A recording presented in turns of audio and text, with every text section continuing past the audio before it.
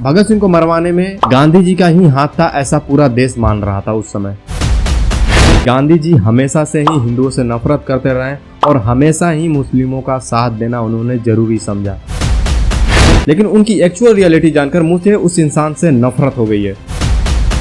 गांधी एक ऐसा नेम जिसे राष्ट्रपिता बना दिया गया। कांग्रेस ने इनका नाम ऐसे इस्तेमाल किया जैसे पूरा देश आजाद करने का ठेका सिर्फ एक इंसान के पास था, वो थे महात्मा गांधी। सुभाष चंद्र बोस, भगत सिंह, चंद्रशेखर आजाद, ये तो दोलापति खेलने में मर गए थे। इन्होंने कहाँ योगदान दिया था। मैं एक्चुअल में महात्मा गांधी का बहुत ही बड़ा वाला फैन था, लेकिन उनकी एक्चुअल रियलिटी जानकर मुझे उस इंसान से नफरत हो गई है। और ये चीज हम सबको जानने की जरूरत है कि गांधी जी कैसे इंसान थे। गांधी जी हमेशा से ही हिंदुओं का विरोध किया और मुस्लिमों को साथ देना बहुत ही जरूरी समझा। इस एनालिटिक और रिसर्च में मुझे पूरे 22 दिन लगे हैं, इसलिए मैं सारे रिपोर्ट प्रूफ के साथ आपके सामने रखूंगा कि एक्चुअल में गांधी जी कैसे इंसान थे और उन्होंने हिंदुओं के साथ कितना बुरा बर्ताव किया है। जब नाथूराम गोडसे ने महात्मा गांधी को गोली मारी तो अदालत ने कहा कि आपने ऐसा क्यों किया है, हमें रिटेन में चाहिए। गांधी जी का काला सच बताने के लिए गोडसे रेडी भी हो गए थे, लेकिन जवाहरलाल नेहरू ने उस समय बहुत ही ज्यादा दबाव बनाया था कोर्ट पर कि उनकी जो भी सच है वो रिटेन में ना ली जाए। लेकिन कोर्ट ने उनकी बात मानने से पूरी तरह से इनकार कर दिया और जो गोडसे ने बताया था कोर्ट में उससे पूरा देश एग्री था। एक्चुअल में नाथूराम गोडसे को सजा देने के लिए 3 जज को नियुक्त किया गया था। उनमें से एक जज अपने बुक में लिखते हैं कि अगर नाथूराम गोडसे का फैसला देश को छोड़ दिया गया रहता तो गोडसे को पूरे वोट से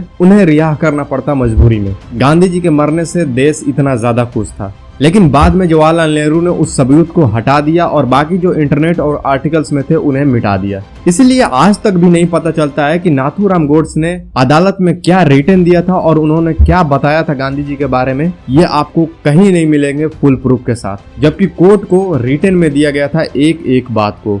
नाथूराम गोडसे पर जो आरोप लगाए गए थे उनके जवाब गोडसे को लिख कर देने थे और इसके बाद गोडसे का ये जवाब अदालत में बाकायदा पढ़ा गया। और बड़ी बात यह है कि अगले दिन यही जवाब उस समय के सारे अखबारों के पहले पन्ने पर था, जिससे तत्कालीन प्रधानमंत्री जवाहरलाल नेहरू काफी चिंतित हो गए। इसलिए वो गोडसे के बयान को सार्वजनिक रूप से प्रकाशित करने के खिलाफ थे और उन्होंने गोडसे के इन बयानों पर बाद में बैन भी लगा दिया था, प्रतिबंधित कर दिया था। इसीलिए आज भी देश के ज्यादातर लोग ये नहीं जानते कि महात्मा गांधी की हत्या करने के बाद गोडसे ने अदालत में क्या कहा था। भगत सिंह को मरवाने में गांधी जी का ही हाथ था, ऐसा पूरा देश मान रहा था उस समय। बिकॉज उस समय के बड़े बड़े लोग ये मान रहे थे कि अगर गांधी जी एक बार अंग्रेजों से बोल दिए रहते कि उनकी फांसी को रोक दी जाए तो वो आराम से रुक जाती। लेकिन गांधी जी ऐसा नहीं चाहते थे और उन्होंने ऐसा किया भी नहीं। 1996 में आई एक पुस्तक the trial of Bhagat Singh में वकील और लेखक एजी नूरानी लिखते हैं, अगर वो चाहते तो ब्रिटिश सरकार पर बने दबाव का इस्तेमाल करके तत्कालीन वाइसरॉय को इसके लिए राजी कर सकते थे, लेकिन महात्मा गांधी ने ऐसा किया नहीं। अब मैं आपको प्रूफ के साथ ये बताऊंगा कि गांधी जी हमेशा से ही हिंदुओं से नफरत करते रहे और हमेशा ही मुस्लिमों का साथ देना उन्होंने जरूरी समझा। गांधी जी ने कभी भी गीता को मस्जिद में पढ़ने की कोशिश नहीं की, लेकिन हिंदू मंदिरों में कुरान पढ़ना उन्होंने शुरू भी कर दिया था। और मजे की बात यह है कि महात्मा गांधी अपने पूरे जीवन में मंदिर सिर्फ एक बार गए हैं, लेकिन वो मस्जिद कई बार गए हैं। अब आगे सुनिए। मुस्लिमों ने भगवान कृष्ण की कैरेक्टर खराब करने के लिए एक बुक लिखी थी। जब हिंदुओं ने इसका विरोध किया तो गांधी जी ने सुनने से भी इनकार कर दिया था इस बात को। लेकिन जब हिंदुओं ने मुस्लिमों के खिलाफ एक बुक लिखा तब इस बात पर गांधी जी ने कहा था कि ऐसे लोगों को या तो मार देना चाहिए या देश से निकाल देना चाहिए जो धर्मों पर आरोप लगाते हैं। इतना ही नहीं, देश के टुकड़े टुकड़े करने का सबसे बड़ा क्रेडिट अगर किसी को जाता है तो वो है महात्मा गांधी। जब देश का बंटवारा हुआ तो महात्मा गांधी ने वादा किया था पाकिस्तान से कि हम आपको 50 करोड़ रुपए देंगे, लेकिन मुस्लिमों को उनका देश देने के बाद भी वो हिंदुस्तान पर हमला किए और हजारों की संख्या में हिंदुओं को मार डाला। तब सरदार पटेल ने कहा कि ऐसे गद्दारों को पैसा नहीं देनी चाहिए। उसी समय गांधी जी ने सरदार पटेल का विरोध करते हुए कहा कि मुस्लिम हमारे भाई हैं और हिंदुस्तान को 50 करोड़ रुपए देने ही पड़ेंगे, जबकि पूरा देश इस फैसले के खिलाफ था। लेकिन गांधी जी ने सरकार पर इतना दबाव बना दिया कि हिंदुस्तान को 50 करोड़ रुपए देने ही पड़े पाकिस्तान को। वहीं पर पाकिस्तान में जो हिंदू रह रहे थे और उनको मार काट कर उनके परिवारों को खदेल कर हिंदुस्तान में भेजा गया था, जब हिंदुओं को पैसा देने की बारी आई तो उन्होंने इस बारे में अपील तक नहीं किया था कि हिंदुओं को पैसा देनी चाहिए या नहीं देनी चाहिए। ये एक्चुअल में प्योर रिपोर्ट है, फिर भी आपके भरोसे के लिए मैं इसका DNA आपको दिखा देता हूँ। पाकिस्तान को 55 करोड़ रुपए देने थे, 20 करोड़ रुपए भारत पहले दे चुका था, लेकिन उससे पहले ही पाकिस्तान ने भारत की पीठ पर छुरा घोंपा और पाकिस्तान ने 22 अक्टूबर 1947 को कश्मीर पर हमला कर दिया। और इसके बाद सरदार पटेल ने कहा कि अब जब पाकिस्तान ऐसा कर रहा है, जब तक पाकिस्तान कश्मीर की जिद नहीं छोड़ता तब तक हम उसे ये 55 करोड़ रुपए नहीं देंगे। और महात्मा गांधी और नेहरू इस मुद्दे पर सरदार पटेल के खिलाफ हो गए और ये 55 करोड़ रुपए भारत को देने ही चाहिए।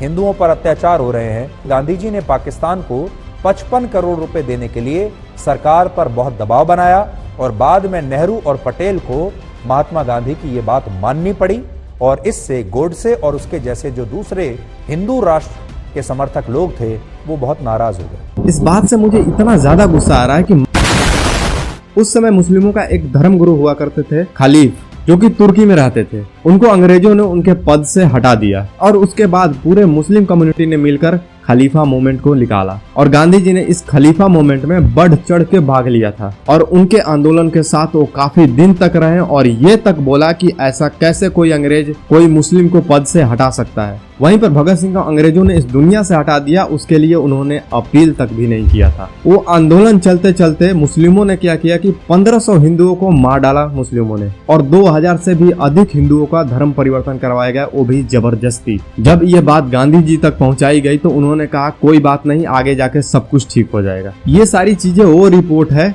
जो अभी तक बाहर आई है। इससे आप अंदाजा लगा सकते हो कि उन्होंने हिंदुओं के साथ उस समय क्या क्या किया था। आप सोच भी नहीं सकते कि उन्होंने एंटी हिंदू बनने की कितनी ज्यादा कोशिश की। हमेशा मुस्लिमों का साथ दिया, हिंदुओं का विरोध किया हर बात में।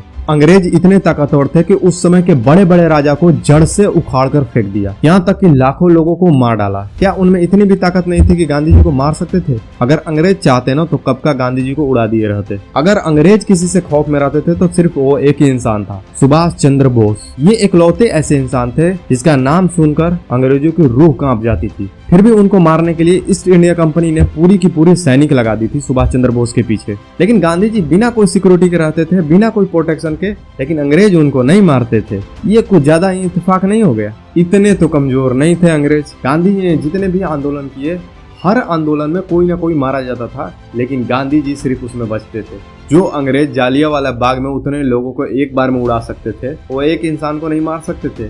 ये इम्पॉसिबल चीज है। गांधी जी ने उस समय कहा था इस देश को हम शांति से आजाद करवाएंगे। इसी चक्कर में उन्होंने लाखों लोगों की जान मरवा दी। उनका कहना था कि कोई गोली मारे, कोई थप्पड़ मारे, कोई बम फेंक दे, लेकिन तुम्हें हथियार नहीं उठाना, तुम्हारी भले गांड फट जाए। जब इससे भी पेट नहीं भरा तो इंडिया के सबसे बेस्ट सोल्जर को वर्ल्ड वार 2 लड़ने के लिए अंग्रेजों की तरफ से उन्होंने भेज दिया और उस वर्ल्ड वार 2 में हमारे इंडिया के बेस्ट सोल्जर हजारों के तादाद में मारे गए। क्या शांति सिर्फ हमारे देश के लिए है? हमें शांति से इस युद्ध को जीते। बोल देते अंग्रेजों को कि वो भी वर्ल्ड वार 2 शांति से जीत लेते, तब तो उन्होंने मना भी नहीं किया, बल्कि हमारे इंडियन सोल्जर को वर्ल्ड वार 2 लड़ने के लिए अंग्रेजों की तरफ से भेज दिया और हम जिताएंगे देश को शांति से, अहिंसा से। हमारा देश एक्चुअल में 1949 में आजाद होने वाला था, लेकिन अंग्रेजों को भागना पड़ा 1947 में ही। उसका सिर्फ एक ही वजह था, सुभाष चंद्र बोस का बनाया गया आजाद हिंद फौज। यहाँ एक बात समझो कि ये फौज कितनी खूंखार थी कि अंग्रेज उतने ताकतवर थे, उतने जुल्मी थे, फिर भी आजाद हिंद फौज के जो सोल्जर थे